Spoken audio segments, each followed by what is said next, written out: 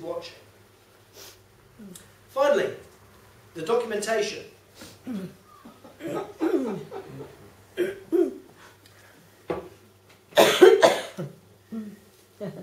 Here, there's this provision made that each party has a copy of the agreement. Now, you know that if you hire a car, you get a car loan or anything like that, you'll have a copy, and they'll have a copy.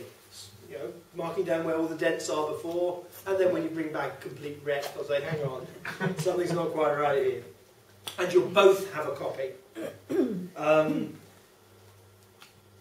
they did the same thing in the ancient world. The vassal got a copy, and the suzerain got a copy. The sovereign got a copy. The big king, the big cheese. Now here's where a little detail might be worth appreciating. We're told that Moses comes down from Mount Sinai with how many tablets? 2. 2. Joe knows. He's been listening in Sunday school. 2 tablets, right? Many people have observed that they must have been very small tablets, like stick in your top pocket, because you can get quite a bit on a tablet, can't you? But he only got 5 on one and 5 on the other, right? The 10 Commandments aren't that long. You can read them there in half a chapter. He must have had 5 of them on one and 5 on the other. No. It's highly unlikely. It doesn't say that the 10 were on both tablets, but it certainly is, from context, from everything we know about the ancient world, the only likely scenario. So what does Moses do? He takes a little bit it takes a little bit of time because it has to get built and stuff. But basically Moses brings down both copies, God's copy and Israel's copy, and he places them together. Where? The covenant. Now watch this. The ark represents the place where God is. The place where the covenant is. That's what the tablets are.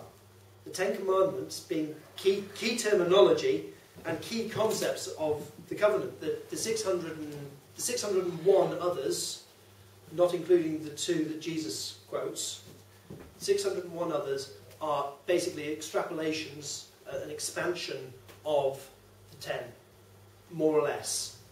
More or less. The 10 Commandments have put together both the suzerain and vassal, the ruler and subject copy, symbolising the fact that this covenant is what unites God and his people. Another brief aside on this issue. When Moses broke the first tablets, it was not because he was careless. Like, hey guys, they're like, whoa! It wasn't because he was careless. It wasn't because he was shocked or angry. It wasn't. I mean, that's the common thing. You think, oh, look what they've done, you silly fools. Oops. It was because what happened, the golden calf, you all know what I'm talking about, yeah? Yeah. Everybody say yes, Tim? Yes, Tim. That makes me feel like I'm at school. There you go, in class. The golden calf and stuff, he recognised that they'd broken the covenant. And that's what happened when, in the ancient world, at the end of a covenant or agreement, the tablets on which it was inscribed was broken. And a new covenant would be drawn up in cuneiform. When Moses saw the golden calf and realised that the Israelites had already broken the commandments, he showed them in the way that they would understand that they had violated God's law in the face of the witnesses, heaven and earth. Does that make sense? Yes. You're all with me? No one fallen asleep yet? No. That's good news. No. Okay. Moving on to the New Testament. A number of people have said, and with shame I say I myself have been guilty of this, that as we are no longer under law, but under grace, the commandments are obsolete. No. Yeah. Oh no, they're not. Paul does indeed say that all things are now permissible. And Peter also received revelation of the retraction of many of the food laws, claiming that everything that God has made has been declared clean. We are called the righteousness of Christ in 2 Corinthians, albeit in potentia. So we don't need to put our faith in these archaic and outmoded laws anymore. I'm not sure about that. Let's have a look. While this is true, and something to make us jump up and down in excitement, it's only part of the story. Jesus clearly said that not a jot or tittle, that is the smallest stroke of a pen, of the law would pass away. He also used the summary of the law from Deuteronomy and Leviticus, indicating that the law is not obsolete and redundant. Here we need to use caution, my brothers and sisters. If we go too far one way, we may be led into legalism. And by the way, that is a picture that ought to make anybody who is Christian shudder. That picture makes me feel sick to my stomach that people would actually hold up signs saying God hates you. People who claim to be Christians, that makes me sick to my stomach. Let's jump a little aside, back to the script, Tim. That is legalism at its worst. And too far the other way, however, we may be led into libertarianism. Make bad lifeguards. Very bad lifeguards. If you think about it, a libertarian believes that you can do whatever you want. Well, okay, what you want is going to kill you. Anyway, moving on. Both of these paths are heretical and well used by the enemy to divide and destroy the church.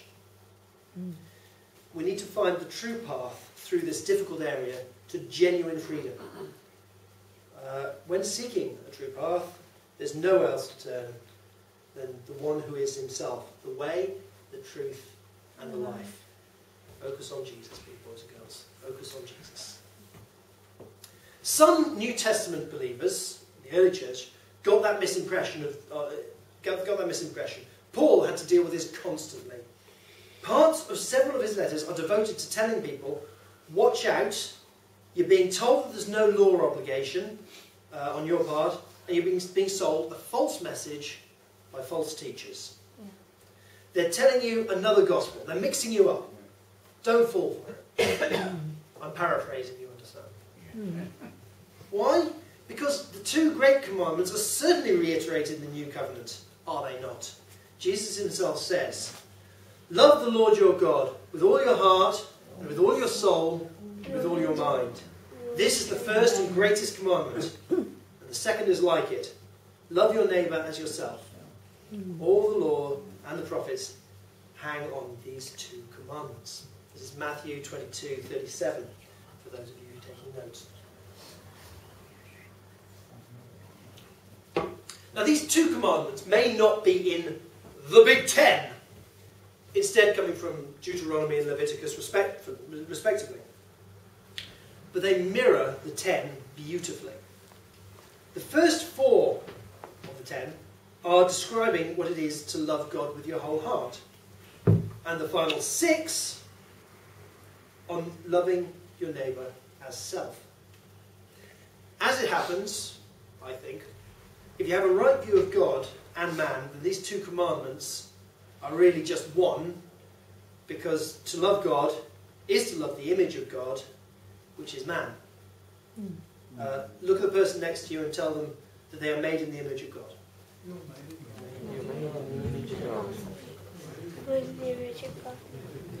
Now feel the warm glow as you let that realization sink into your own consciousness that you are made in the image of God. That feels good. No one needs to tell me, I already know. Did that sound like arrogance? No. That sounded like I can cope with that. pride to me. Okay. Okay. The whole of the Christian moral code can be extrapolated, that's worked out, from the 10 Commandments. So let's take a moment to unpack them in the light of Jesus' teaching. We're now into the second part of the sermon. Okay, tell me if I'm going on too long. You'll throw something at me, won't you? I'll let you know. That Okay.